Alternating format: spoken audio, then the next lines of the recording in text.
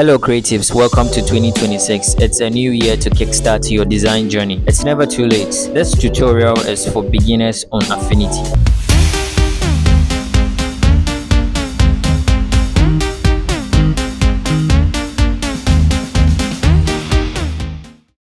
In today's video, I want to show you how to import your images in Affinity, and by the end of the video, I want you to judge for yourself the best one which you are always going to use. Alright, I have this logo. I happen to recreate this thing using a pen tool. Okay, now the first method involved in importing your images is the normal way of importing, which is Control O. Alright, Control O is going to open your file manager and then you can import the image you want. So for example, I want to import this. If I want to drag this image here and then drop it here, it's not going to work that way using this interface. Okay, so like this, and then I'm trying to drag and drop. It doesn't work that way. So if you want to go with this style of importing your images, the best way is to do it like this. You open your file manager and then you head over to where you have the image.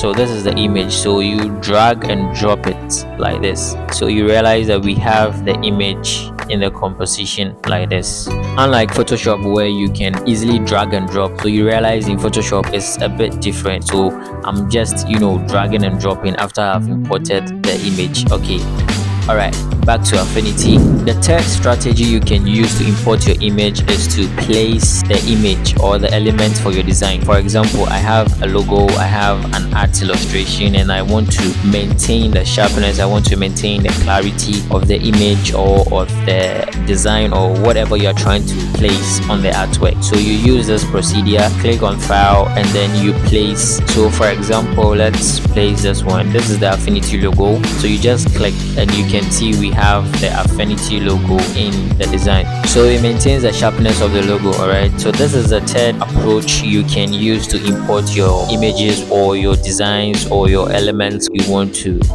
add to your canvas or to your project.